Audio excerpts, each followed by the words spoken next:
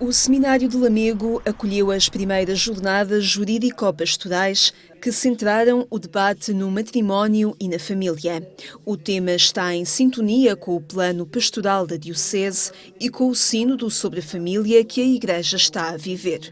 Conjugavam-se estes dois acontecimentos para tomarmos uma iniciativa de divulgação do que fazem, por exemplo, os tribunais eclesiásticos e, portanto, esta secção também é pastoral, jurídico-pastoral, de alguma maneira, que pudesse reunir aqui pessoas responsáveis, sobretudo pelas declarações de nulidade matrimonial, são o caso dos tribunais eclesiásticos, e Lamego tem um que trabalha juntamente com o de Bragança e de Vila Real, constituindo o Tribunal Interdiocesano Vila-Realense. Em debate, as situações jurídicas que podem levar à declaração de nulidade de um matrimónio e a forma como as dioceses começam a organizar para dar resposta ao crescimento das solicitações nesta matéria.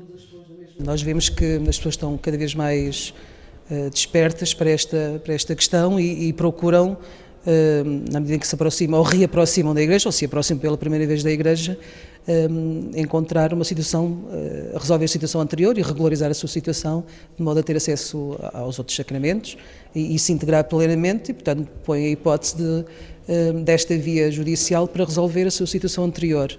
E como vemos, há uma maior sensibilidade também por parte dos parcos, dos movimentos, enfim, todos os agentes pastorais também de ajudar as pessoas a procurar também ultrapassar estes dramas, recorrendo aos tribunais, verificando se há fundamento também para resolver as suas situações, e vemos que há um número crescente de processos ou de causas introduzidas precisamente por isso.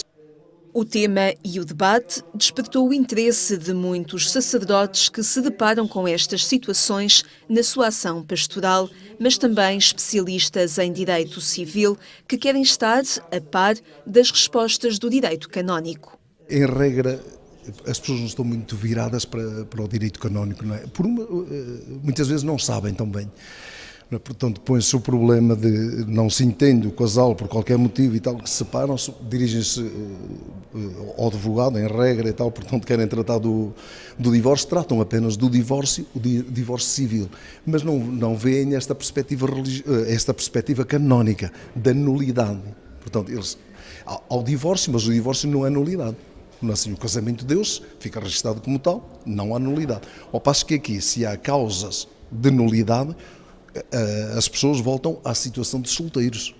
No entanto, o crescendo da procura de uma resposta canónica para situações matrimoniais que se complicaram não esconde a situação de alheamento e indiferença que atinge a sociedade e mesmo muitos católicos.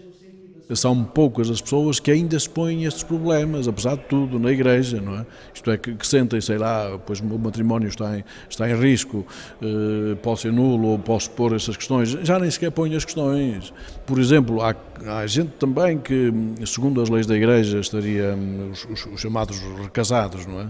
Casados, divorciados, recasados, que estão excluídos, por exemplo, da penitência, do sacramento da penitência, do sacramento da comunhão. Muita gente já nem sequer se interroga com isso, vai nem mesmo à comunhão e funciona como se tudo estivesse... os problemas não se põem, isso significa que há uma consciência de adormecimento, não apenas na Igreja, é na sociedade. O direito canónico e a capacidade de resposta da Igreja à complexidade de situações familiares com que os novos tempos a vão confrontando.